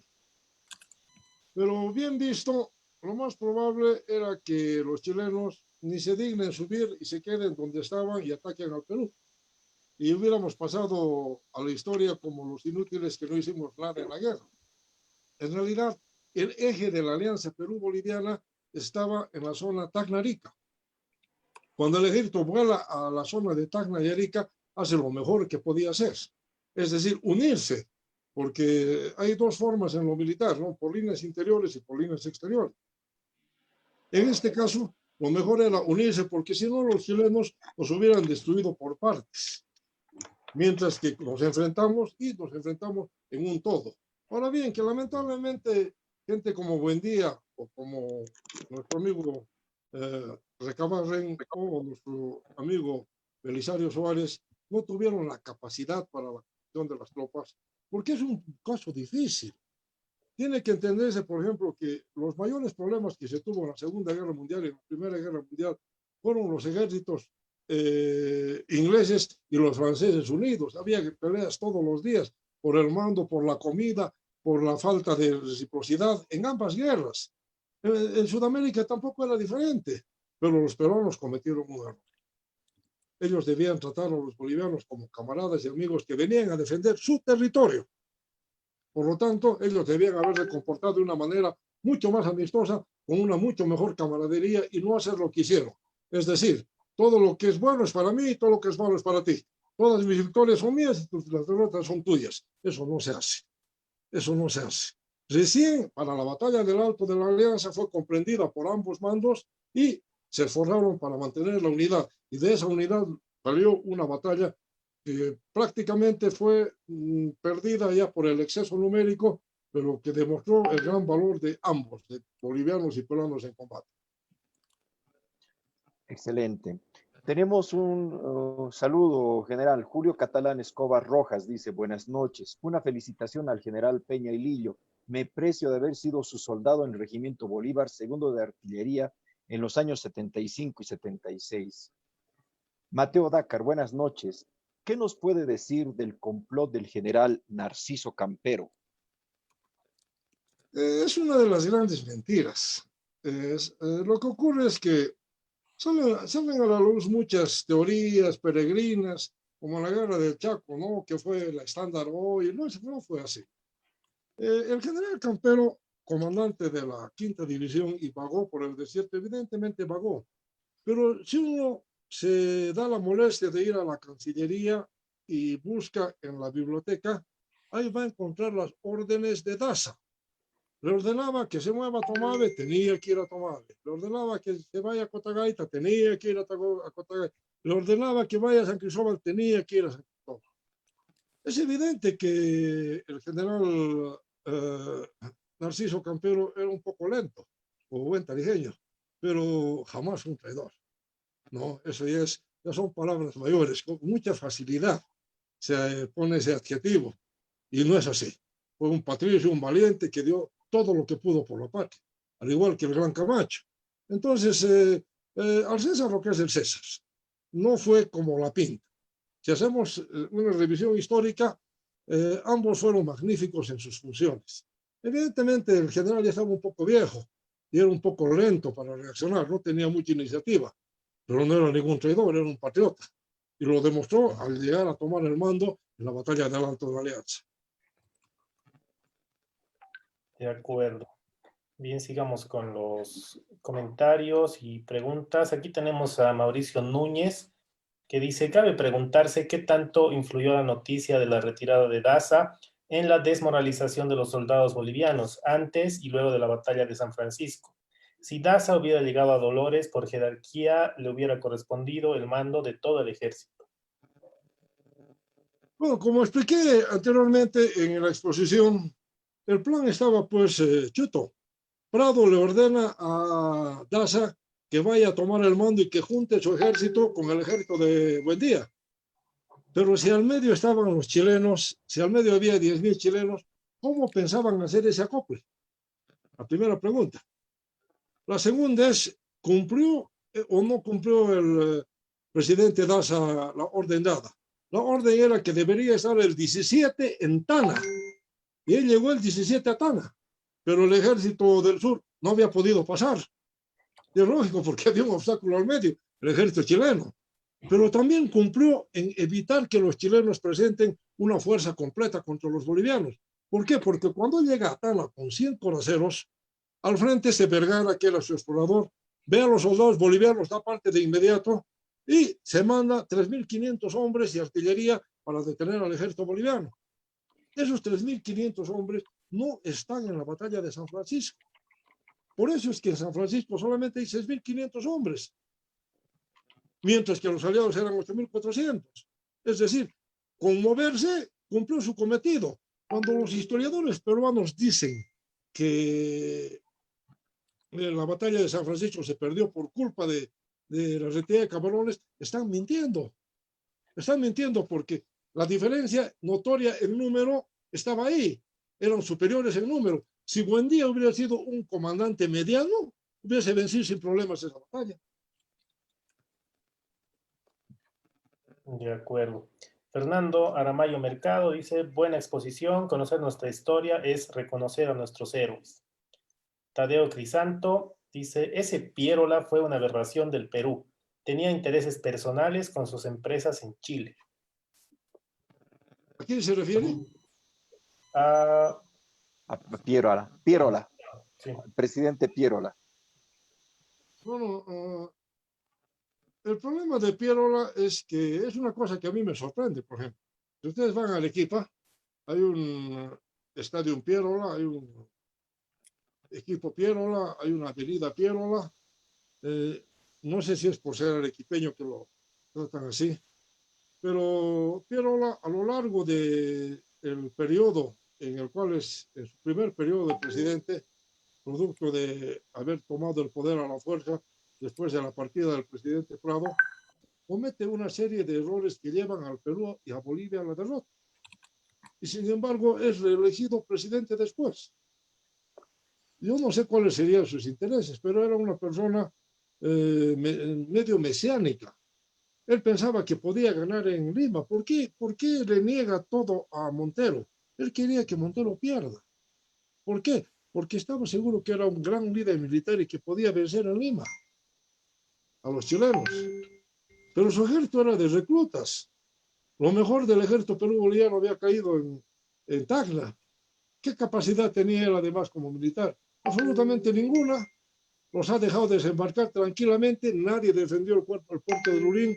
Avanzaron tranquilamente hasta llegar a Chorrillos y ahí se establecieron, vencieron la primera batalla de Chorrillos, hace un segundo intento de la batalla de Miraflores, pierde la segunda batalla y tiene que escapar. ¿Quién condena a muerte a los dos países? Pierola. Mucho mejor presidente, con mucho, fue Prado, Mariano Ignacio Prado. Excelente. Saúl Carlos Santis Figueroa nos dice buenas noches, felicitaciones, muy didáctica su charla, gracias. Guido Fabricio Espinosa Peralta nos dice excelente exposición general. Y acá tenemos una pregunta. Juan de Zarco nos dice, ¿qué opina de la propuesta que hizo en su momento Julio Méndez de hacer una guerra de guerrillas con base en Potosí para salir de allí, atacar y volver a buen recaudo una y otra vez para desgastar a los chilenos? Es lo que dije anteriormente, ¿no? El plan Méndez, a mi modo de ver, no tenía sustentación, porque nadie podía asegurar que los chilenos, después de ocupar nuestra provincia, iban a atacar a Bolivia. ¿Qué pasaba si seguían recto, atacaban Tarapacá y tomaban Lima? ¿Qué pasaba? No hubiéramos hecho absolutamente nada, no hubiéramos colaborado en nada y hubiéramos perdido exactamente igual el territorio boliviano, con una diferencia. Hubiéramos sido acusados por los siglos de los siglos de traidores e inútiles por los peruanos. La verdadera unión estaba nomás en el eje Tacnarita. El plan Méndez no tenía ni pies ni cabeza.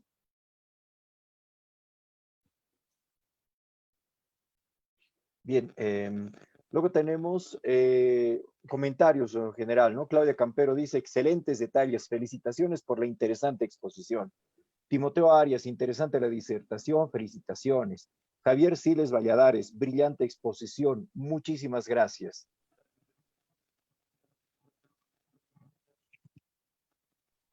Dale, Pues muchísimas gracias a ustedes, por los que han tenido la gentileza de comentar. La historia es apasionante, pero hay que profundizar un poco.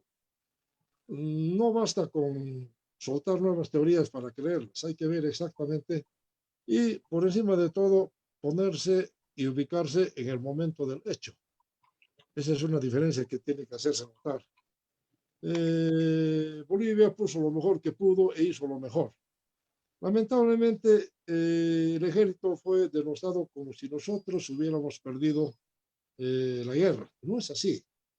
Algunos escriben alegremente, Bolivia perdió la guerra, perdón, el ejército perdió la guerra. Ningún ejército pierde las guerras. Las guerras las pierden los países. ¿Y por qué las pierden o las ganan? Las pierden o las ganan por diferentes factores muy difíciles de analizar. Pero una cosa que Bolivia tiene, por ejemplo, es el que mayor guerras ha tenido en Sudamérica, con todos sus... y en desigualdad de condiciones. Eso debería bastar para saber el espíritu del ejército y su impecable defensa de Bolivia hace más de 200 años en todas las guerras internacionales y en los conflictos internos que hemos tenido. Así es, general. Bueno, tenemos más comentarios y preguntas que sería bueno leerlos para que no queden sueltos ni al aire, ¿no? Por ejemplo, tenemos a Roberto Coronel que dice muy buen análisis de la historia y Lisi Alizares que dice muy importante conocer algunos datos que no a menudo se mencionan. Adelante, Juan Alberto. Acá tenemos a Augusto Pris que nos dice, ¿cuál sería el mito y la realidad con respecto a la actuar de DAS en Camarón? Creo que ya eso ha sido disuelto. En general voy a pasar a la siguiente. Patricio Díaz. Por otra parte, con una población aliada que duplicaba a la chilena y pese a que combatieron en su propio territorio, no fueron capaces de lograr al menos la superioridad local. ¿Cómo se explica eso? Creo que es un comentario chileno, sí. Bien, vamos a... Creo que La también tiene primera parte la he entendido. Como les dije anteriormente, la segunda parte, la pregunta, por favor, me la voy a repetir. Como les dije anteriormente, el problema de Camarones no ha sido un problema del ejército boliviano, ha sido un problema de una persona, del general Daza. ¿Y por qué no quería avanzar? Exclusivamente para... a él le llegaron los informes que el general Campero estaba por dar el golpe de Estado. Y él quería volver a Bolivia con la tropa, no quería sacrificar. Es decir, era un perfecto inútil que estaba pensando en sus cuestiones particulares en lugar de pensar en la patria. No es el ejército el que quería retirarse, el ejército quería continuar a luchar. El Estado Mayor quería continuar a luchar. Camacho le dijo personalmente, no puede usted hacer eso. Entonces, evidentemente, estuvo mal. Yo no digo que estuvo bien, estuvo muy mal. Pero de ahí a que haya sido estratégicamente decisivo, no. Que haya afectado a los espíritus, no. Todo el mundo siguió con la misma decisión de combatir. ¿Por qué? Porque se daban cuenta que no eran responsables de lo que había hecho el señor Daza. La segunda pregunta no la entendí muy bien. ¿Podría repetirme? le reitero, mi general le decía que era de Patricio Díaz, que es bien que nos dice, por otra parte, con una población aliada que duplicaba a la chilena y pese a que combatieron en su propio territorio, no fueron capaces de lograr al menos superioridad local. ¿Cómo se explica eso? Bien fácil, bien fácil. Y esto tiene que ser entendido. Nosotros, al igual que la guerra del Paraguay, tanto Perú como Bolivia, si bien duplicábamos la población chilena, juntos seguramente, no teníamos unidad racial, como la tenían los chilenos. Así de simple. Es decir, las comunidades bolivianas indígenas eran comunidades aisladas, que no han participado en la guerra, en absoluto. Mientras que los chilenos pudieron movilizar 50.000 hombres, nosotros no pudimos movilizar más de 15.000. Y los peruanos tenían el mismo problema. Su población de la costa era diferente a la población de la sierra. Diferente idioma, diferentes costumbres. La uniformidad racial es muy importante en una guerra. Así que cuando nos dicen, como con el Paraguay, por ejemplo, ¿no? Ustedes eran 2 millones, nosotros éramos 1 millón. Sí, pero era 1 millón consolidado, con una misma raza, un mismo idioma y un mismo hábitat. Bolivia tenía 3 hábitats diferentes. Tenía el altiplano, tenía los valles y tenía los llanos. tenía tres razas completamente diferentes, aymaras, quechuas y los de los llanos. Tenía tres idiomas diferentes, para no hablar de los muchos subidiomas. En el Perú era lo mismo, había una costa, una sierra y una selva. Entonces, no es cuestión de ver, a ver, veremos cuántos habitantes tiene Alemania y cuántos tiene Francia, no es lo mismo. Cada país tiene sus peculiaridades. Por eso es que nosotros nunca tuvimos la capacidad de movilización que tenían los chilenos. Gracias, mi general. Anita Olivares nos dice, en Tarapacá fue donde las canterías, no, perdón, las cantineras fueron masacradas, torturadas, quemadas y muertas en pica de la bayoneta aliada. Leonor Solar, Susana Montenegro, también María Hería fue tomada prisionera. Herida, Dolores Rodríguez, entre otras. Correcto. La anterior pregunta era que decía de las cantineras era en Germania. En Germania no hubo ese problema. Sí hubo el problema de las cantineras en Tarapacá, es evidente. No, ahí no hay nada que decir porque el espíritu de la época era otro, ¿no? Normalmente no hacían prisioneros, como han visto lo que decían los mismos soldados, ¿no? Y seguramente los aliados tampoco hacían prisioneros. Yo me doy cuenta de que el ejército chileno era campeón para hacer el repase. Una pena y una vergüenza, porque la guerra no se hace contra mujeres y niños. Un buen soldado jamás abusa ni pelea contra mujeres y niños.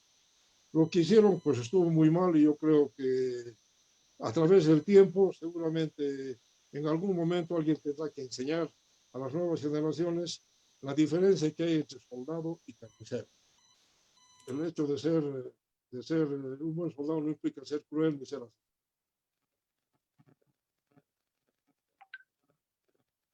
Dale, Juan, la última.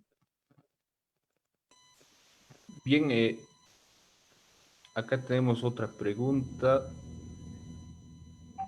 Juan Cosío San Ginés, como dice, muy bien, mi general, enseñando la verdadera historia de nuestra amada patria. Patricio Díaz nos da el comentario, escaramuza más que combate. Anita Olivares, gracias por aclarar lo de canchas blancas, si era necesaria esa aclaración. Eric Rodríguez, por favor, me gustaría mucho que pueda hablar más de los Colorados de Bolivia. Felicidades, mi general, excelente exposición y aclaración de muchos vacíos. La unidad de los Colorados, su nombre en ese momento era el Batallón Alianza. Previamente se llamaban Granaderos de Daza. Era una unidad muy famosa. ¿Por qué era tan famosa?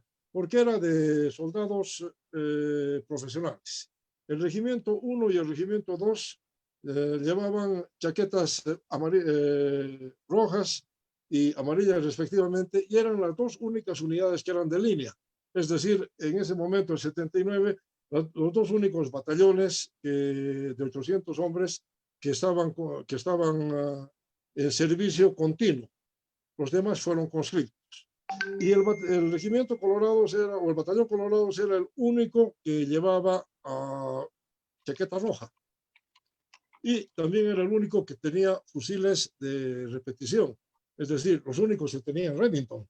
El resto de todo el ejército boliviano solo tenía fusiles de avancarga, de chispa. Entonces, imagínense cómo fuimos. Pero ya al llegar a Lima, a Tacna, conseguimos los fusiles respectivos. Esta unidad era muy famosa y dentro de las muchas anécdotas se pelearon en Tacna a puñetes con los de un batallón peruano, con el batallón Huáscar.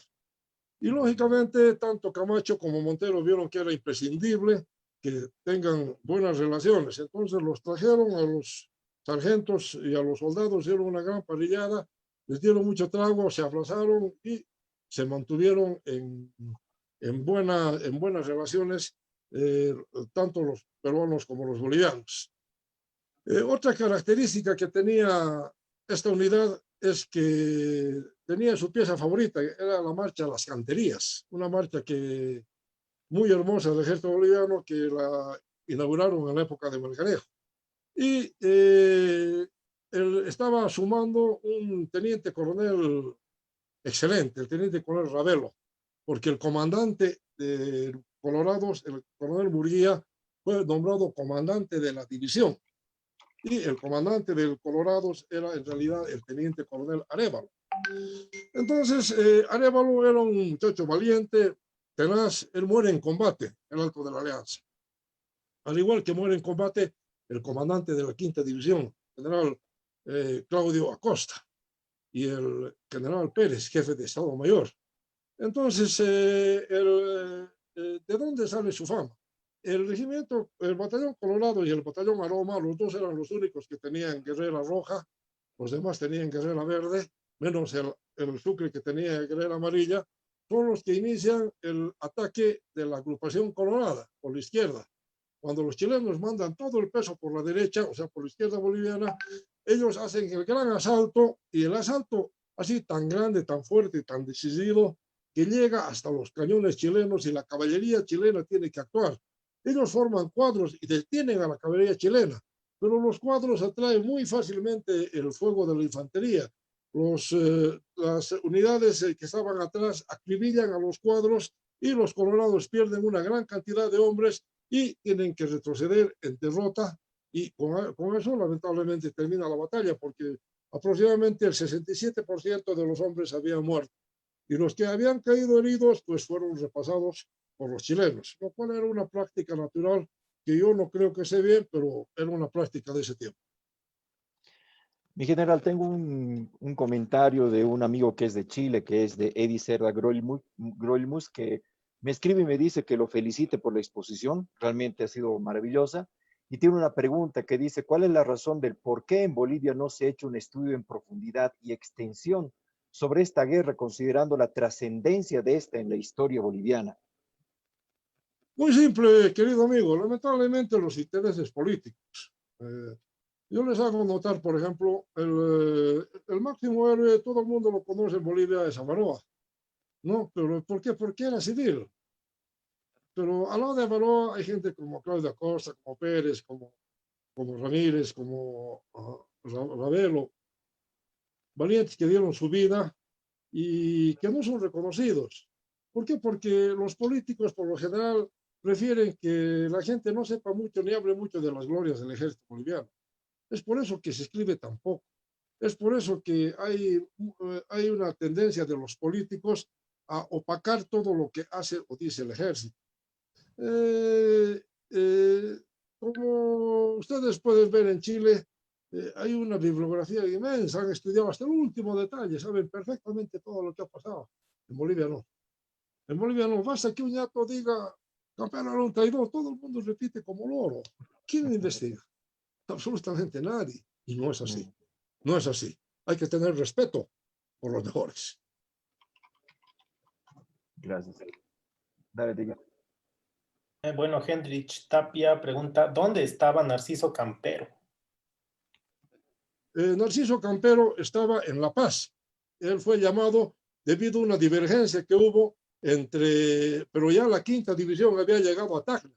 Mientras los peruanos no mandaron nada, los bolivianos mandaron una división completa al mando de un valiente, de Claudio Costa. Y después llegó el escuadrón del teniente coronel Vallivian, hijo del general José Vallivian, faltando unos días para el combate. El general Campero estaba de presidente en La Paz, pero hubo una pelea, una profunda división entre bolivianos y peruanos por escoger el lugar de la batalla. Los bolivianos al mando de Camacho creían que debíamos irnos al Valle de Sama y esperar ahí a los chilenos, porque iban a salir absolutamente locos de sed y de hambre, porque era un desierto largo. Mientras que Montero decía, no, de repente usted tiene razón, pero a mí me ha ordenado el presidente Pierola que no me mueva de Tacna.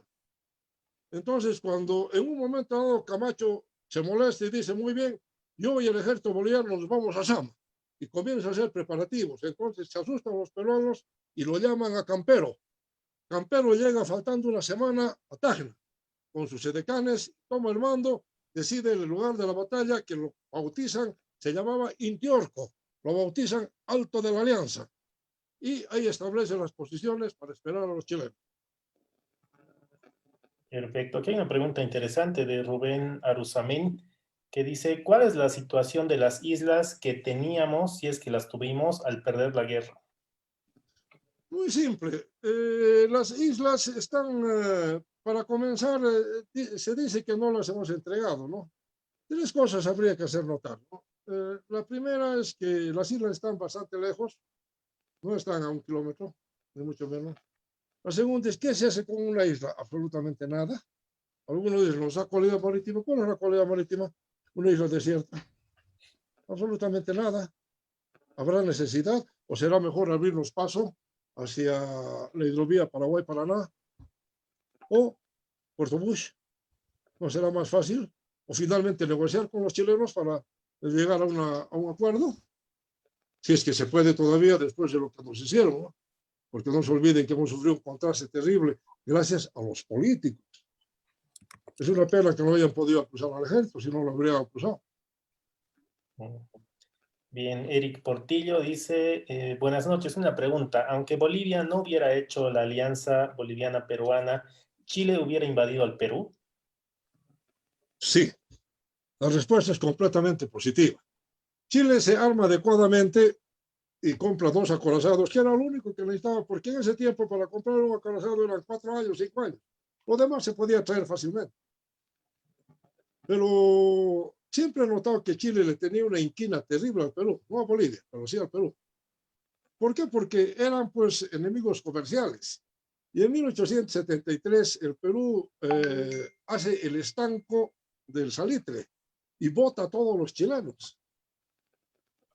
Con lo cual produce dos cosas. Primero, que el rencor para siempre de parte de Chile y, en segundo lugar, la decisión de Chile de eliminar al Perú como competidor económico, porque la clave de esta guerra es económica, evidentemente. No se olviden que cuando Chile nos vence en la Segunda Guerra, no reclama para nada el desierto de Atacama. ¿Por qué? Porque era un desierto, no tenía nada, nada. Se mantienen en el río Salado, en su frontera, y no les interesa. Pero en cuanto se descubre el guano y el salitre, que Bolivia tenía muy poco, pero Perú tenía mucho, en cuanto se descubre, de inmediato los chilenos se ocupan. Es lógico, era un país en expansión. Ahora, no se puede negar que los chilenos, que el loto, el trabajador chileno, pues iba a todo el mundo. Había en California, había en la China, había en Inglaterra chilenos. Entonces ese era como nuestros cochabambinos, les encantaba irse a otro lugar e iniciar una nueva vida allá. La cantidad de chilenos que había en Antofagasta cuando cae es evidente. La mayoría de chilenos. Bolivianos eran muy pocos. ¿Quiénes eran los bolivianos? Cochabambinos, pero no estaban en Antofagasta, estaban en Iquique. Ellos siempre han preferido irse a otro país, no estar en nuestro propio país. Bien, general, tenemos varias preguntas, pero creo que ya nos hemos extendido en la hora. Hemos estado en casi 2 horas y media, más de 2 horas y media de exposición. Le agradezco mucho realmente toda la capacidad que tiene para poder compartir toda su experiencia y su investigación en general. Realmente ha sido una exposición muy brillante, una exposición realmente que nos ha ayudado a aclarar muchas cosas y realmente nos ayuda a entender de mejor manera. Y una conclusión importante, creo que en Bolivia estamos acostumbrados a repetir de memoria muchas cosas que aparecen, alguna novedad que aparece la repetimos de memoria, pero no estamos dedicados de repente a la investigación más profunda. Esperemos, general, que también todo esto se pueda plasmar en algún libro para que también podamos comprender y conocer mejor. Creo que usted tiene 2 libros al respecto, mi general, no sé si nos puede compartir. Tengo 2 libros, uno se llama ¿Dónde están los colorados? Y el otro se llama La batalla decisiva. Con todo gusto voy a enviárselos para que tengan un punto de referencia. Yo quiero agradecer a Mauricio, a Diego, a Juan Alberto por haberme dado la oportunidad de comunicarme con la gente que le interesa la historia y por encima de todo por mantener y coordinar una amistad que es muy importante en estos tiempos de cuarentena. Excelente, general. Agradecido realmente por todo este proceso que hemos tenido y la verdad esperemos que nos podamos volver a encontrar en otra exposición, en otro en otra conferencia también, mi general, realmente ha sido muy ilustrativa. Gracias, general, realmente por toda su experiencia. Gracias a Diego, ustedes. gracias, general. Tus palabras finales, Diego. Bien, agradecer al general Peñailillo por su tiempo para esta enriquecedora exposición y agradecer también a los internautas que nos siguen conferencia tras conferencia. Eso es todo. Muchas gracias, Diego, a ti por la gentileza, un placer conocerlos y a sus órdenes. Bien, para concluir, quedan invitados a la exposición del día de mañana, que estará a cargo de Gustavo Rodríguez Ostria con la temática La Guerra del Pacífico, una historia social. Sí, antes de despedirnos, quiero agradecerle a mi general por la brillante exposición que ha desarrollado el día de hoy. Nos han escrito algunos comentarios de Chile y de Perú, un comentario interesante que es un peruano donde indicaba que todo esto, lo que usted había señalado, no se enseña en el Perú, estaba muy agradecido por toda su exposición. Realmente hemos tenido comentarios muy interesantes y eso pues hace mucho también de la calidad y también de toda la experiencia que tiene pues en general en todo este proceso. Gracias, general, nuevamente y los invitamos para el día de mañana a las 8:30 de la noche para que se conecten a través de las páginas Historias de Bolivia, la revista Historias de Oruro, la página Historia de Oruro y también la página de la Ruta de la Medianoche. Y también agradecemos a todas las personas que se van conectando a través de las diferentes páginas y grupos del Facebook que tienen especialidad en la Guerra del Pacífico. Este video también estará disponible en el YouTube para aquellas personas también que de repente quisieran buscar un poco más de referencia. Muy buenas noches y muchas gracias. Buenas noches, Mauricio. Gracias a ustedes. Hasta luego. Gracias, general.